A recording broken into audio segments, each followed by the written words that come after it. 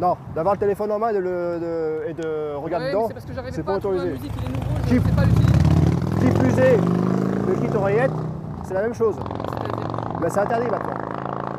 Oui. Oui. Le 1er juillet, c'est interdit. La vitesse n'est pas la seule responsable des accidents. L'inattention des conducteurs est elle aussi très souvent mise en cause. Alors que cet équipage de la gendarmerie patrouille, il repère un véhicule à la conduite dangereuse. Cette voiture noire à droite de l'écran qui fait des embardées.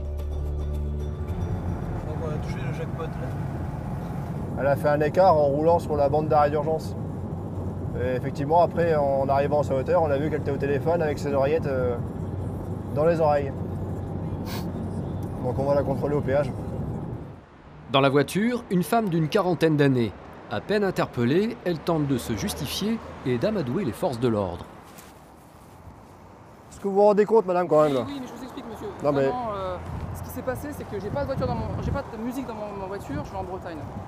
Et mon iPhone, il est tout neuf, donc je savais pas utiliser la musique, c'est pour ça que j'ai un peu galéré. Le téléphone, je vous- regardez comment je fais. Je le pose toujours là, et là, je trouvais pas ma musique, et je la trouve toujours pas. Vous parce vous arrêtez, qu'il est madame. nouveau. Vous vous arrêtez, C'est vrai, c'est vous avez tout. raison. Est-ce que vous avez vu au moins l'écart que vous avez fait? Non. Vous n'avez même pas vu. D'accord, vous avez carrément circulé sur la bande d'arrêt d'urgence. J'ai cru que vous alliez terminer votre route dans la glissière de sécurité. J'ai pas vu. D'accord? Bah oui, parce que vous étiez sur votre téléphone. Oui, enfin, c'est la Et vous musique, avez hein, au moins c'est pas roulé- mon téléphone. Hein. Non, mais C'est- vous étiez en train de toucher Oui, votre enfin, téléphone. c'est- D'accord? c'est autorisé. Et Mais qui c'est plus parce que est- là, je trouvais pas. C'est pas autorisé. Il est nouveau. C'est pas autorisé la musique? Non, d'avoir le téléphone en main et de regarder Ouais, mais dedans, c'est parce que j'arrivais c'est pas pas à trouver la autorisé. musique, il est nouveau, je Qui- ne sais pas l'utiliser. Qui plus est, le kit oreillette, c'est la même chose. C'est-à-dire Ben, c'est interdit maintenant. Oui. Oui. Le 1er juillet, c'est interdit. Alors là, pour le coup, je le découvre. Ah bah écoutez madame, je pense qu'ils ont assez parlé dans les médias. Ah non, non, je vous assure que j'ai. Donc je vais demander votre permis de conduire, assurance autorise. Porter des écouteurs en voiture est maintenant interdit. Une évolution du code de la route que beaucoup d'usagers ne connaissent pas encore. Pourtant, les gendarmes restent fermes. Nul n'est censé ignorer la loi. Donc je vais vous verbaliser pour le téléphone. D'accord? Donc là, pour le téléphone, ce sera une amende à 90 € et un retrait de 3 points sur votre permis de conduire. 3 points. Oh là Là, vous avez été extrêmement dangereuse en manipulant votre téléphone et c'est intolérable. La conductrice recevra son amende par courrier. Une note salée, mais dissuasive. Un accident sur 10 est en effet dû à l'utilisation du téléphone. Chaque année, l'autoroute de Deauville est empruntée par plus de 13 millions de véhicules. Un va-et-vient cessant qui amène son lot de surprises. Et sur les aires d'autoroute, les gendarmes sont parfois confrontés à des situations insolites. Comme ce soir, ils viennent de recevoir un appel inquiétant. Une dispute conjugale aurait éclaté sur ce parking. Des passants ont appelé à la rescousse. Ça, vas-y, ouais, c'est bien eux là, vas-y. Sur le parking, le couple est séparé. Et surprise, la victime, ce serait monsieur. Bonsoir, madame qui est là? Madame qui est là, la grande dame qui est là. Et elle fait partie de... Non, c'est ma femme, c'est ma femme. Si j'étais là, je leur ai demandé d'appeler la police. Parce que je suis quand même 1m80, elle fait 1m47. Si vous voulez, si je commence à la prendre comme ça va faire quand même. C'est votre bizarre. épouse? C'est mon épouse, c'est pour ça. Et qu'est-ce qu'elle a, votre épouse? Alors, ma femme, elle a une maladie bipolaire, et là, Oh, c'est selon la- moi, après, il faut que c'est légal. Elle, c'est Elle la- est dans son partie un peu excitée. La femme serait en pleine crise de démence. Elle aurait frappé son mari et refusé de monter en voiture. Votre mari va pas porter plainte contre vous, je suppose? Je ne sais pas, nous sommes dans le cadre d'un divorce. Oui, mais enfin, si c'est lui la victime, il a le choix de porter plainte ou pas. Ah bah c'est moi la victime. C'est vous la victime? Oui, c'est moi la victime. Franck va commencer par l'entendre. Et très vite, il se rend compte qu'elle divague. Elle avoue même une conduite dangereuse. Dès que je dépasse les piles 130 km/h, je sais que je ne devrais pas. Mais parfois, je dépasse un petit peu pour doubler une voiture. Oui. Et alors, mon mari prend peur. Le pauvre, il est très, très craintif. Il faut bien que je dépasse parfois un petit peu. Normalement pas, mais bon. Le rôle des forces de l'ordre, c'est aussi d'assurer la paix civile. Jouer les médiateurs dans une dispute conjugale, c'est éviter un potentiel drame. Car si la femme reprend la route dans cet état, un accident est vite arrivé. Vous allez où? Tous les deux au même endroit, là? Nous allons tous les deux au même endroit. Bon, vous allez reprendre la voiture.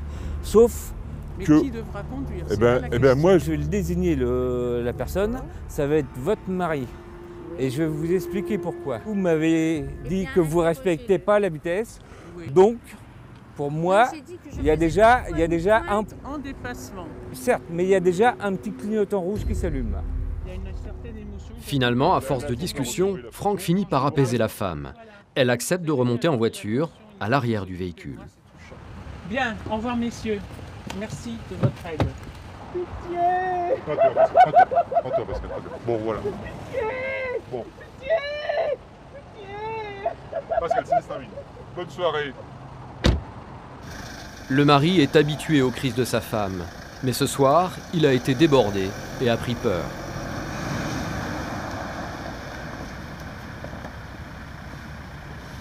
Bon, ben, le monsieur, j'aimerais pas être à sa place. Samedi soir, sortie des bars et des soirées festives. Je suis méthode de dépistage d'alcoolémie.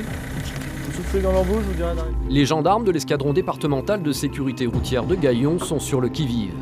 À cette heure-ci, les chauffeurs alcoolisés sont légion. Alors que les dépistages s'enchaînent, un homme vient d'être contrôlé positif. Sommé de se garer sur le bas-côté, il est conduit au fourgon pour souffler dans l'éthylomètre. Le conducteur est un retraité. Il rentrait d'un apéro festif avec une amie. Verre après verre, il n'a pas pensé à rentrer à pied. Son taux est supérieur à la moyenne. La limite c'est 0,25. Donc là avec un taux comme celui-ci, ça va être une amende à 90 €, mais en fait 6 points sur permis. 90 €, 6 points. Le conducteur reste sans voix. Il sait qu'il a outrepassé la loi. Mais son amie, elle, ne comprend pas pourquoi les gendarmes les ont arrêtés. Alcoolisée elle aussi, elle essaie de négocier. Il faut combien, monsieur? 0. On a le droit jusqu'à 0,24. Vous êtes à 0,35, 0,36.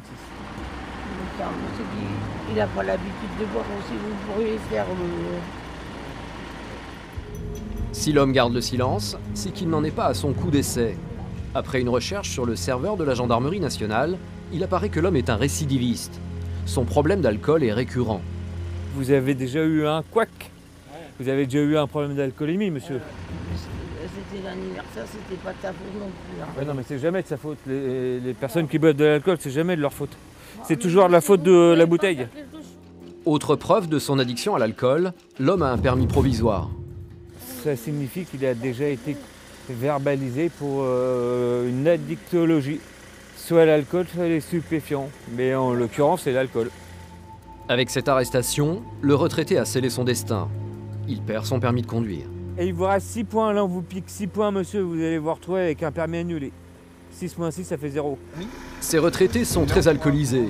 Même si ce n'est pas dans leur habitude, ce soir, les gendarmes vont se transformer en taxi. Là, vous allez monter, on va vous repartir chez vous, madame. Vous n'êtes pas dans l'état de galoper partout, là? Le couple est incapable de rentrer à pied. Asseyez-vous, bougez plus, mettez la ceinture.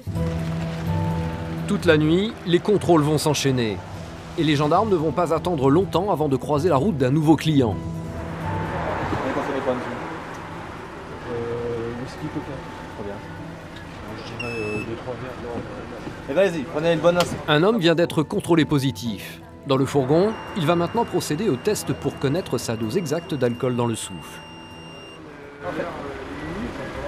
0,43,7. Donc là on est en délit. 0,43 quand la limite est à 0,24. Et le deuxième souffle confirme que le conducteur a trop bu. 0,47, l'alcool dans son corps augmente à grande vitesse.